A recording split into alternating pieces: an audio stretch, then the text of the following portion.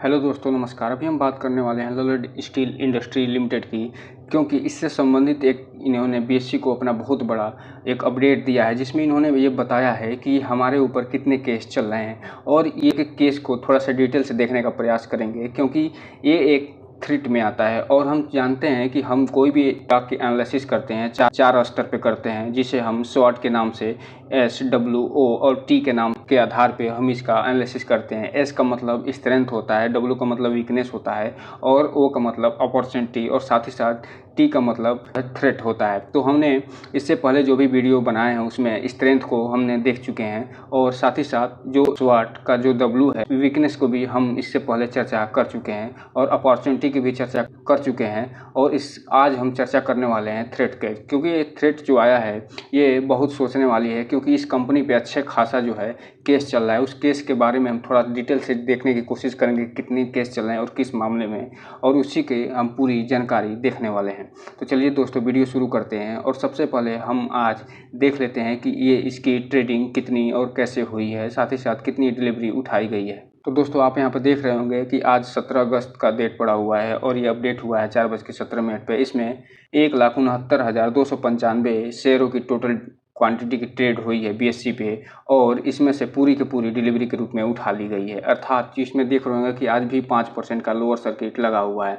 और ये जो लोअर सर्किट लगा है, ये इसमें आप इससे पहले जब देखे थे कि राइट इशू का जो मामला आया था और साथ ही साथ इसका Q1 का रिजल्ट आया था, वो भी ठीक ठाक नहीं आया था, जिसके कारण इसमें आप लोअर सर्किट लगातार देख रहे होंगे। और ये इसलिए आ रहा है क्योंकि ये एक चीज़ और आपको हमने पिछले वीडियो में बताया था कि इसका जो पी रेशियो है वो बहुत ही ज़्यादा है, जो 119 के आसपास था, जो ये दिखा रहा था। ये एक ओवर वैल्यू स्टॉक है, तो इसमें ये गिरावट लाजमी थी। हालांकि ये लोअर सर्किट में लग जाना ये थोड़ा सा अनुमान से परे है, लेकिन ये स्टॉक मार्केट है। आप यहाँ पे स्टॉक मार्केट में जानते हैं कि ऑपरेटर भी सक्रिय होते हैं, जिसके कारण इसमें लोअर और अपर सर्किट की भी संभावना बनी होती है। हालांकि इसमें एक चीज़ और आपको हम बताना भूल गए कि यहाँ पे आप देख रहे होंगे कि ये जो कंपनी है, यानी ये जो लॉयड स्टील है, वो ASM जो लॉन्ग टर्म स्टेज 4 में शामिल है। और ये इसलिए शामिल है कि इसने पिछले सालों में, यानी पिछले 1-2 सालों में अच्छा खासा लगभग 5000% के आसपास रिटर्न निकाल के दिया है। और इतने ज़्यादा इसमें उतार चढ़ाव देखे गए हैं,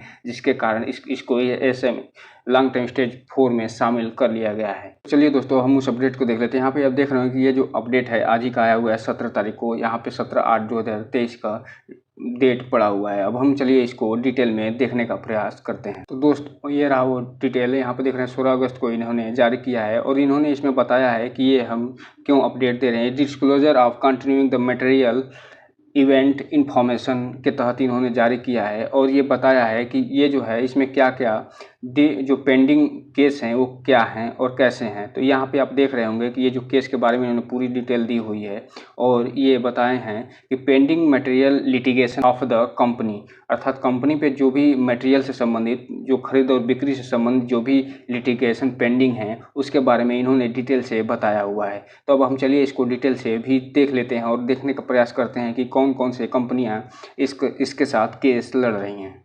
तो दोस्तों, आप यहाँ पे देख रहे होंगे कि ये जो पहली जो केस है वो है oil and natural gas limited, अर्थात ONGC के साथ। ONGC के साथ ये गुजरात हाई कोर्ट में केस लड़ रही है। और दूसरा जो कोर्ट है वो भारत पेट्रोलियम कॉर्पोरेशन लिमिटेड है, अर्थात ये BPCL है। अर्थात ये भी एक चीज़ देखिए, इसमें सारे अधिकतर गवर्नमेंट कंपनियां ही शामिल है। एक तरफ जहां ONGC है और उसके साथ ये है भारत पेट्रोलियम कॉर्पोरेशन लिमिटेड। ये इनका जो केस चल रहा है वो चल रहा है जो कमर्शियल कोर्ट है एर्नाकुलम में, वहाँ पे चल रहा है। अगर केस की बात करें तो ये है ऑल इंडिया कॉर्पोरेशन लिमिटेड, अर्थात ये भी एक गवर्नमेंट कंपनी है OCL। इसके साथ भी ये आप देख रहे हैं कि केस चल रहा है। और ये सिटी सिविल जो सेशन कोर्ट है मुंबई, उसमें ये केस चल रहा है। इसके अलावा जो अगला केस इनके ऊपर चल रहा है वो चल रहा है, अर्थात ये जो कंपनी केस लड़ रही है दूसरे कंपनी से, वो है मार्क गेम्स एंड ऑर्गेनाइजेशन, जो कि सिटी सिविल कोर्ट है वहाँ पे, मुंबई कोर्ट में, वहाँ पे ये केस चल रहा है। और ये सारे जो केस चल रहे हैं ये जो मटेरियल यानी पदार्थ से संबंधित केस हैं। अभी हम इसका जो प्रोजेक्ट भी देखेंगे, यानी इसका पैसा भी देखेंगे, कितना किस पे कितने का केस चल रहा है। और जो अगला केस है वो ल्यूक जेम्स एंड ऑर्गेनाइजेशन है, जो कि ये भी मुंबई में केस चल रहा है। अभी हम ऊपर जो देखे थे ONGC के साथ, तो यहाँ पे देख रहे हैं ये जो केस चल रहा है 176 लाख रुपए का, ये जो केस है वो चल रहा है, जो ये ONGC के साथ है, ये ऑयल कॉरपोरेशन जो इंडिया है उसके साथ है, 135 लाख प्लस इंटरेस्ट का। और उसके बाद ये भी एक गवर्नमेंट कंपनी के जो अभी हम ऊपर देख रहे थे उसके साथ ये 98 लाख प्लस इंटरेस्ट का ये केस चल रहा है। अभी हमने ऊपर देखा कि 5 केस चल रहे हैं और छठा केस जो है वो है महाराष्ट्र इंजीनियरिंग जनरल संस्थान, और 7वां जो केस है नारायण कोर एंड ऑर्गेनाइजेशन। तो जो इनका छठा केस चल रहा है वो भी महाराष्ट्र में चल रहा है थाने में, और ये भी महाराष्ट्र में चल रहा है। और 8वां जो केस है transport India system private limited का, और ये जो केस चल रहा है वो चल रहा है कि आर्बिट्रेशन ट्रिब्यूनल में, अर्थात ट्रिब्यूनल में ये केस चल रहा है। और जो अगला केस है वो है इंडियन ऑयल कॉरपोरेशन अनलिमिटेड, ये भी ट्रिब्यूनल में केस चल रहा है। और अगला जो 10वां केस है वो है Omkar heavy engineering limited service, और ये भी ट्रिब्यूनल में ही केस चल रहा है। तो यहाँ पे कुल मिलाकर देख रहे होंगे ये कंपनी लगभग अभी जहाँ तक हमने डेटा देखे हैं 10 केस अभी भी लड़ रही है। और ये जो केस लड़ रही है उसकी लागत आप देख रहे होंगे कितनी ज़्यादा है। यहाँ पे देखिए ये जो केस लड़ रहे हैं, जो एक 24 लाख प्लस इंटरेस्ट का है, एक दूसरा है 815 लाख प्लस इंटरेस्ट का, और तीसरा जो है 260 लाख प्लस इंटरेस्ट का। ये सारे जो हैं ये सारे अगर पैसा इनके पास होते, अगर ये केस नहीं लड़ते तो इनको कितना अच्छा खासा प्रॉफिट हो सकता था।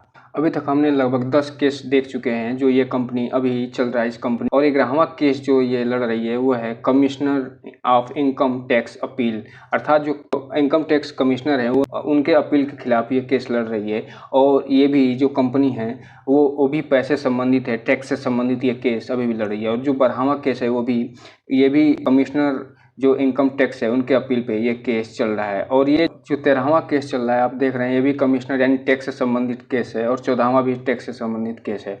और यहाँ पे आप देख रहे हैं ये जो है टैक्स से संबंधित केस से ये सामना कर रही है। और यही कारण है, आप देख रहे होंगे कि पिछले कुछ दिनों में आपको इसमें लगातार लोअर सर्किट दिख रहा होगा, क्योंकि 14 केस किसी भी कंपनी पे चलना अपने आप में एक बहुत बड़ा कंसर्निंग पॉइंट होता है।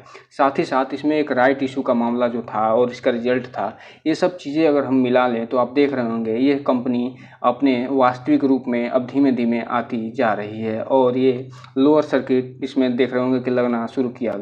और जो ये इनकम टैक्स का जो मामला है वो ये आप देख रहे होंगे कि एक जो इनकम टैक्स जो केस चल रहा है एक चल रहा है 1087 लाख रुपए का इनकम टैक्स केस है, और दूसरा जो है वो 22 लाख का है, तीसरा 59 लाख का है, और चौथा जो है 61 से 62 लाख रुपए का केस ये लड़ रही है जो इनकम टैक्स कमिश्नर है उनके खिलाफ। अर्थात ये कंपनी जो है अभी फिलहाल तो केस में ही उलझी हुई है, और लगभग 14 केस इसके ऊपर हैं और उस 14 केस लड़ रही है। अब सोचिए ये जो कंपनी है, जो वो भी कंपनी एक छोटी सी कंपनी जो 14 केस लड़ रही हो, उसके प्रॉफिट और नेट प्रॉफिट पे क्या असर पड़ सकता है।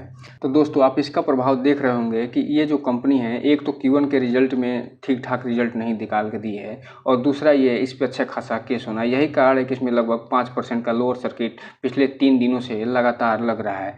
तो दोस्तों बस इसे ही अपडेट आपको देना था। इस वीडियो को लाइक करें, सब्सक्राइब करें और घंटा दबाना तो बिल्कुल ना भूलें, ताकि नए वीडियो की जो अपडेट्स है आपको समय समय पे मिलती रहे। जय हिंद दोस्तों।